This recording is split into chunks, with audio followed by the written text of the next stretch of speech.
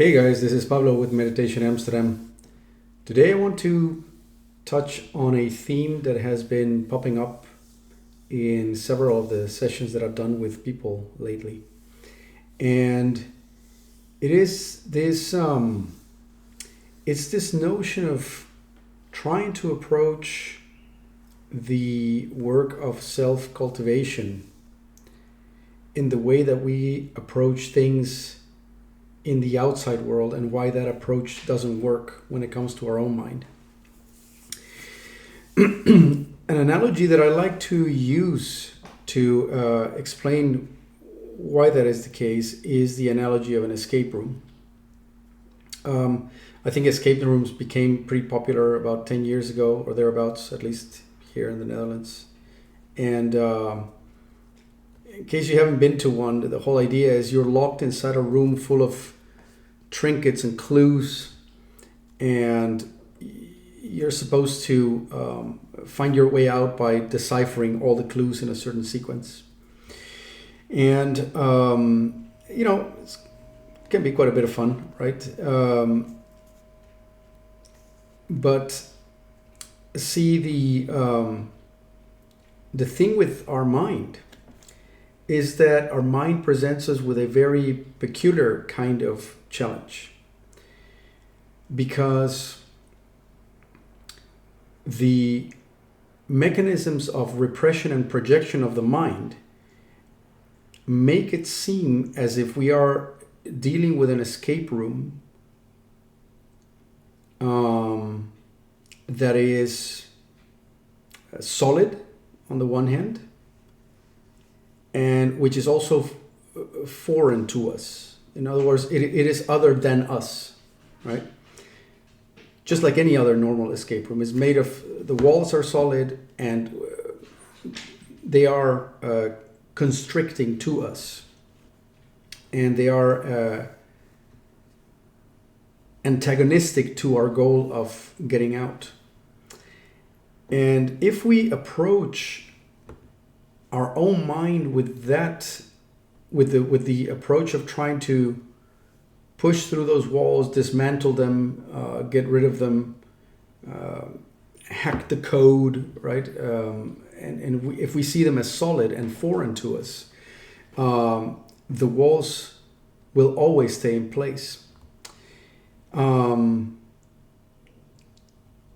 game, when it comes to hacking the escape room of our own mind, is to come to recognize that the walls are A, not as solid as they seem to be, and B, absolutely not other than us.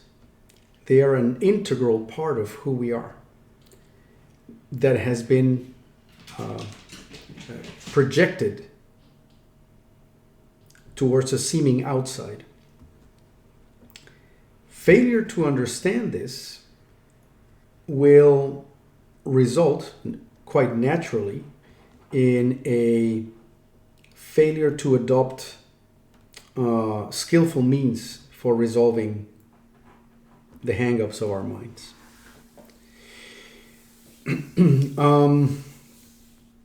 So why does this happen, and how does this happen? Well, as I said, it's all about repression and projection, which are natural mechanisms of the mind. Repression is when something we feel or know about ourselves is seemingly too shameful or painful to acknowledge. And so we push it down into our subconscious where it can't be seen. But that subconscious doesn't just stay there hidden and completely passive. It's trying to come out. And because we can't see it directly in ourselves, let's take the example of greed, right? Like, we kind of understand that greed is bad, unless we're Gordon Gekko. And because we've been trained to see greed as bad, even though we might subconsciously feel greed, we repress it. We can't directly acknowledge that we feel greedy about certain things. having repressed it, because it's trying to come out, it is projected onto our environment. See, there goes the cat again. Starts to run the moment I begin with the videos. And so we project it onto the outside on what appears as the world. So in the ultimate analysis, that which appears around us as the world is the projection of all the fragmented bits in our mind that we cannot bear to look at directly. But it doesn't look that way. It looks like a world around us, right? It's a very convincing rendering of a seeming world around us. Earlier today, I was comparing this to the illusion that the Earth is flat. It's a very convincing illusion because it looks flat, right? We need to be quite literally educated out of that very convincing kind of perception. The other convincing perception that we had to investigate our way out of was the notion that the Earth was the center of the universe, or at least the solar system, and the sun revolved around it because that's how it looks. It looks as if the sun is revolving around the Earth. So the same goes for the projection of the world around us. It is a very convincing projection that seems to be that the world around us is solid and that it is foreign to us. The process of self-cultivation is a process in which we stabilize our mind and we begin to actively investigate our perception, and we begin to very stubbornly investigate one particular vritti or notion in the mind, which is that of the sense of self, only to come to find out that the separate individual self that we constantly feel that we are can't really be found, and equally importantly, cannot really be distinguished from our environment. There is no divisive line between our perceptions and our sense of self. And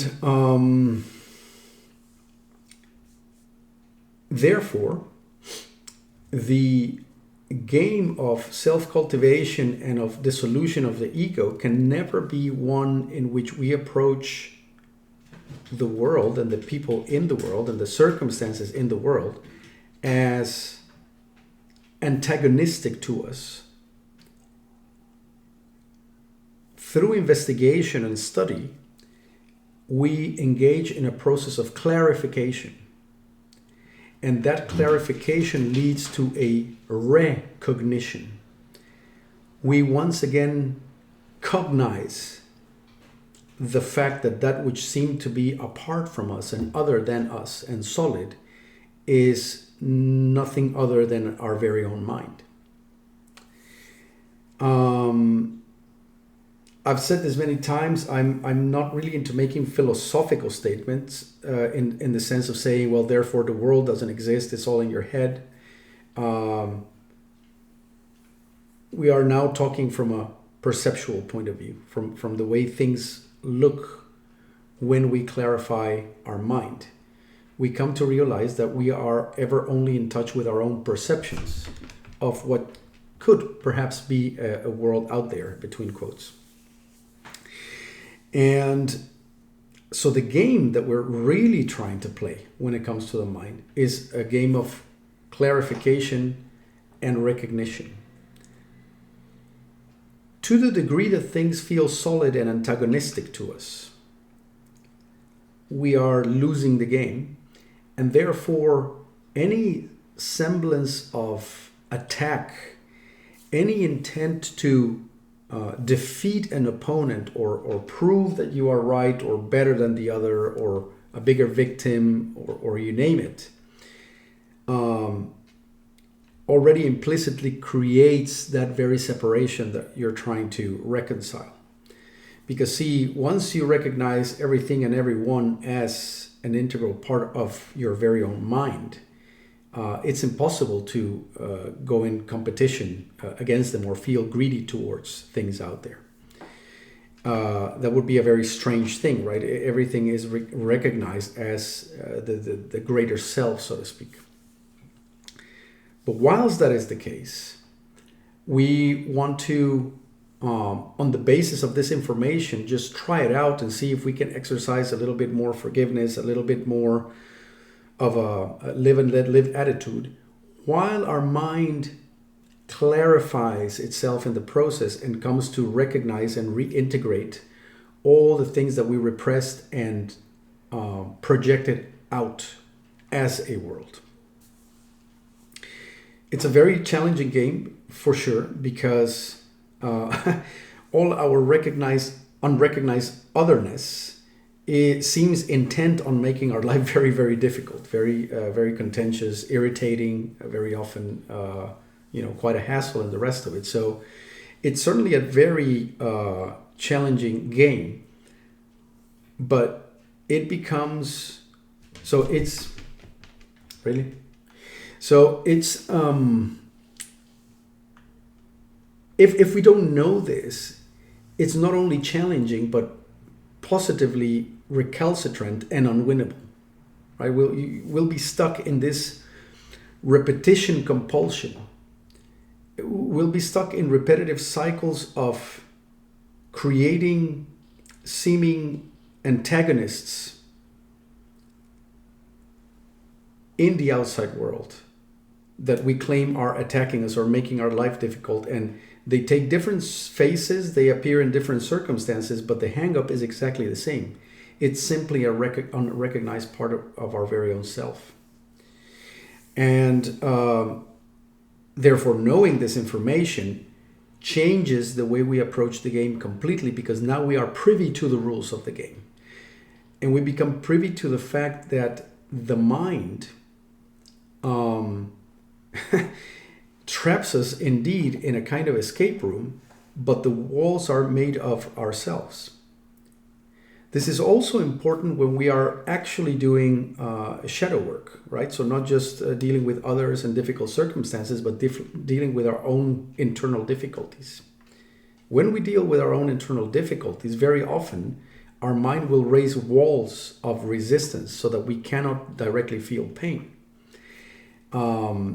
They might be walls of shame, walls of distraction, walls of anger, walls of guilt, walls of disassociation, right?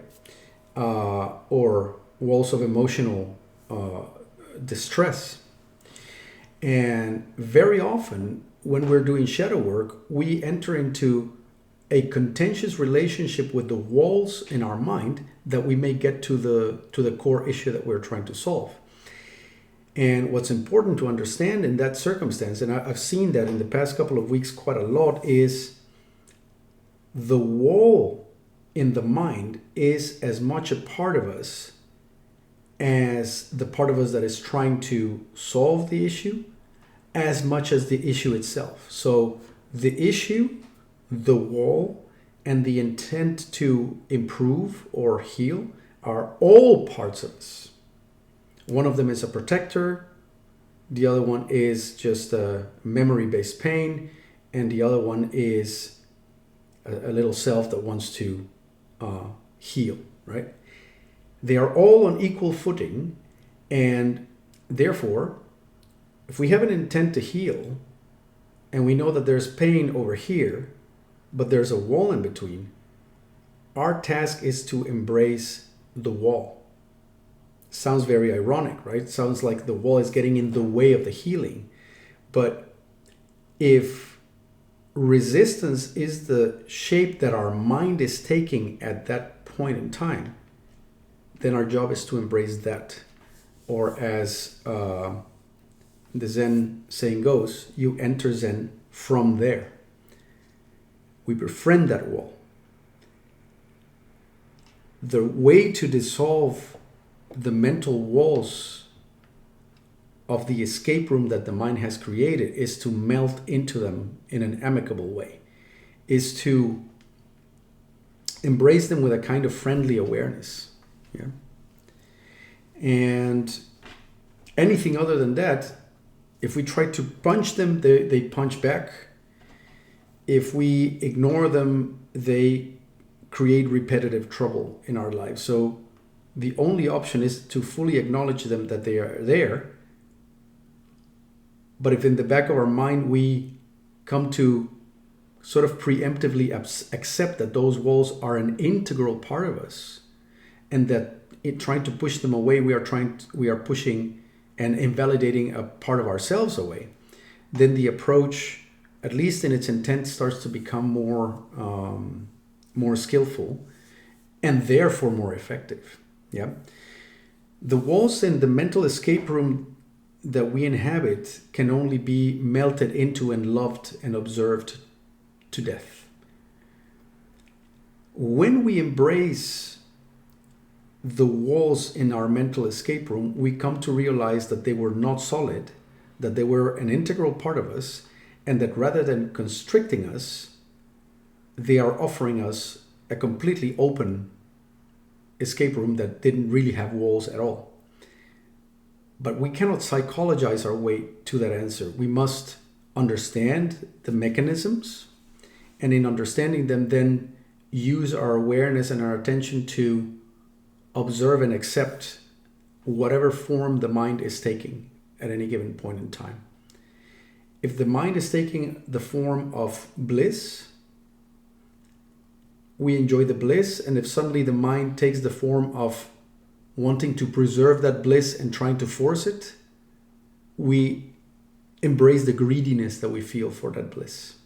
You see? We simply acknowledge that that's what we want. It's already there. The greed is already there. So therefore, it's acceptance all the way through. The same goes for pain. We feel that there's pain there.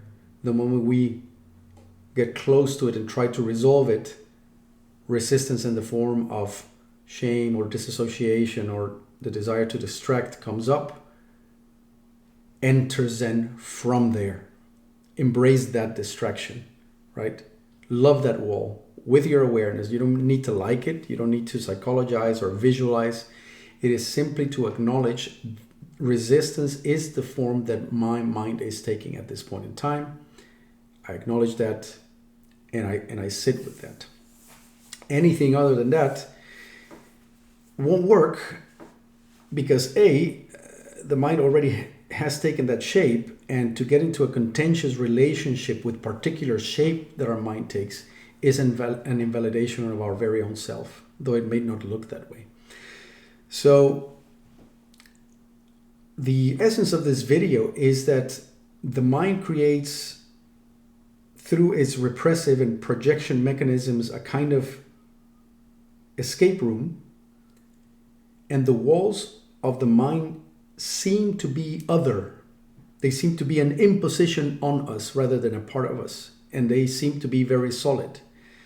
But through active use of our awareness and investigation and a sort of aware acceptance of whatever form the mind is taking, we have the possibility to realize that the seeming walls were not solid, and they were also not other. They were only made up of mind, and they were made up of our mind. And that's how they dissolve. There's no other way, really, right? Anything else will somehow backfire.